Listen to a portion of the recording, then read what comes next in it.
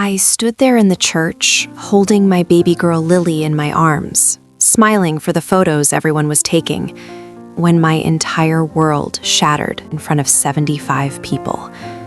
My name is Emily, and up until that sunny Saturday afternoon, I truly believed this christening would be the happiest day of my life. Lily was only 3 months old, the most precious gift I had ever received after years of heartbreak and loneliness. I had fought so hard to become her mom.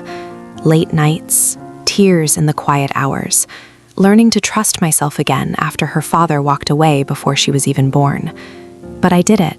I built a safe, loving home for us, just the two of us. My mom, Linda, had insisted on throwing the biggest christening the family had ever seen. She booked the church hall, invited every aunt, uncle, cousin, and old neighbor she could reach. 75 smiling faces filled the pews. I felt nervous but grateful. For once, I thought my mom was proud of me. She had spent the morning fussing over Lily's tiny white dress, telling everyone how blessed we were. I let myself believe that maybe, after all the years of tension between us, we were finally healing. The ceremony was beautiful. The priest blessed Lily with water, and she cooed softly in my arms. I felt tears of joy in my eyes. Then came the reception in the hall next door. Everyone was laughing, plates clinking, cameras flashing. I was rocking Lily gently when I noticed my mom pulling people aside one by one. First my aunts, then my cousins, then the neighbors I hadn't seen in years. Her voice was low, but carried just enough for me to catch fragments. I stepped closer, heart beating faster. And that's when I heard the words that broke me. "I'm so worried about Emily," she whispered to a group of 7 ladies near the cake table. "She's not fit to be a mother. She's too young, too unstable. I've seen the way she struggles. Lily would be better off with me." 75 people. 75 pairs of eyes turned toward me. The room didn't go silent all at once, but the joy drained out like someone had pulled a plug. Whispers spread. Pitying glances. A few awkward smiles that didn't reach their eyes. I stood frozen, Lily's warm little body against my chest, while my own mother painted me as broken and unfit in front of everyone who mattered. My cheeks burned. My legs felt weak. But what I didn't know that day was that this public humiliation was only the beginning, and the one quiet sentence I would whisper back would change everything forever. The rest of the reception passed in a blur of forced smiles and quick goodbyes. I held Lily tighter than ever, nodding politely while people patted my shoulder with that sad, knowing look. No one asked me if it was true. They just believed her. My mom moved through the crowd like nothing had happened, laughing and hugging everyone, the perfect grandmother. I wanted to scream, but I couldn't. Not in front of my baby. Not on her special day. That night, after I finally got Lily to sleep in her crib, I sat on the edge of my bed and let the tears come. How could she do this? After everything I had been through to protect my daughter. I had never asked my mom for money, never leaned on her once since Lily was born. I worked 2 jobs from home so I could be there for every feeding, every milestone. Yes, I had struggled with postpartum sadness in the beginning. Who wouldn't after being abandoned by Lily's father? But I got help. I saw a counselor. I built a support circle of real friends who showed up. I was doing this right. But my mom had always needed to be the center of everything. Growing up, she controlled every choice I made. What I wore, who I dated, even which college I attended. When I got pregnant and chose to keep Lily, she called it my biggest mistake. She said I was too selfish, too damaged from my own childhood.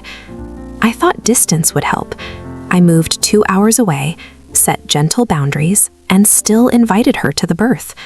She came, took photos, posted them online with captions like, "My beautiful granddaughter, I'll always be here for her." I didn't see the warning signs then. The days after the christening were the hardest. My phone stayed quiet at first. Then the messages started. A cousin texted, "Sorry about what happened. If you need help with Lily, let us know."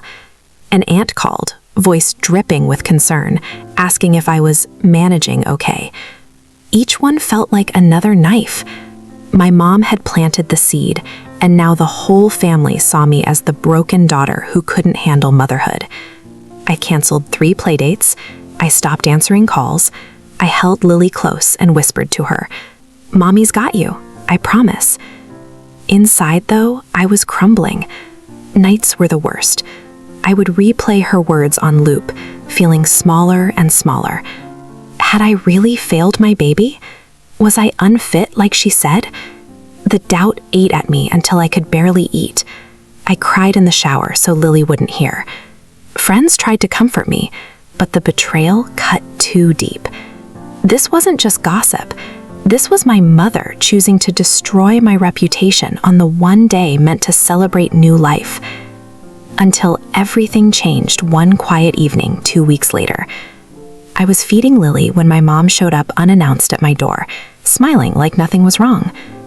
"I came to check on my granddaughter," she said sweetly. I let her in, heart pounding. She held Lily, cooing softly, and that's when I saw it clearly for the first time. The jealousy in her eyes. She wanted Lily for herself. She wanted to be the hero, the savior, the one everyone praised. My pain was just the price she was willing to pay. That night, after she left, I stopped crying. Something inside me shifted from shattered to steel. I pulled out my phone and started saving every screenshot, every old message where she had criticized me over the years. I wrote down every time she had tried to insert herself into my life as the fixer. The pain was still there, but now it had purpose. I wasn't going to let her steal my daughter's future, or mine. For the first time, I felt the quiet strength rising. I knew exactly what I had to do, and it would only take one whispered sentence. I waited until the next family gathering, a small barbecue at my aunt's house 3 weeks after the christening. Most of the same 75 people weren't there, but enough were. My mom arrived early, already holding court, telling stories about how she had stepped up for Lily. I watched from the corner, Lily sleeping peacefully in her stroller beside me. My hands were steady. My heart was calm. When she stepped away to refill her drink, I followed her into the quiet kitchen. No one else was around. She turned, surprised, and opened her mouth to speak. Before she could say a word, I leaned in close, voice soft but clear, and whispered the one thing I had practiced in the mirror every night. "You told everyone I'm unfit, but I know the real reason you left Dad when I was 6. And if you ever speak about me or my daughter that way again, the whole family will hear the truth about the affair and the money you hid." Her face went pale. The glass in her hand trembled. She stared at me like she was seeing a stranger. I didn't raise my voice. I didn't need to. That single whisper carried every year of silence I had kept for her sake.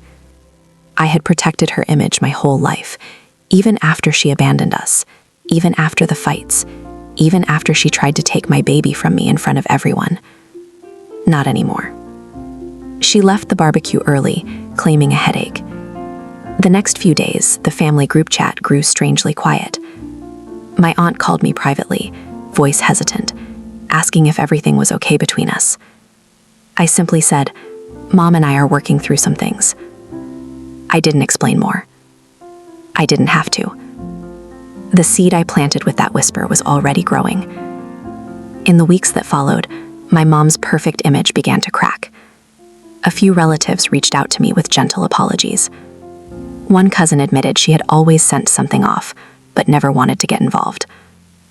My mom tried calling me twice, voice shaky, begging me to keep our secret. I listened without answering. Then I blocked her number. Not out of anger, out of love for Lily. I refused to let that toxicity touch my daughter's life. Today, Lily is 6 months old and thriving. She laughs at the sunlight through the window, reaches for my face with chubby hands, and I know I made the right choice. I've rebuilt my circle with people who lift me up instead of tearing me down.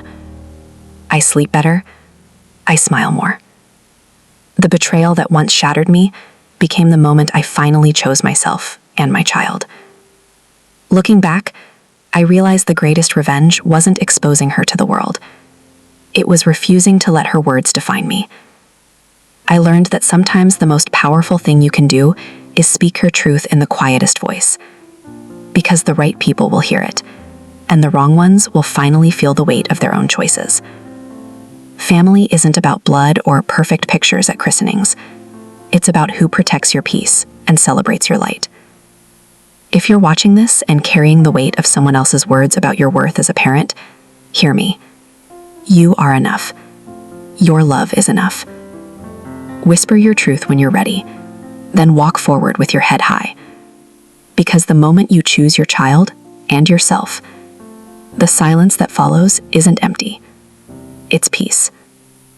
Thank you for listening to my story. If it moved you, share it with someone who needs to feel seen. And remember, your voice, even in a whisper, can change everything.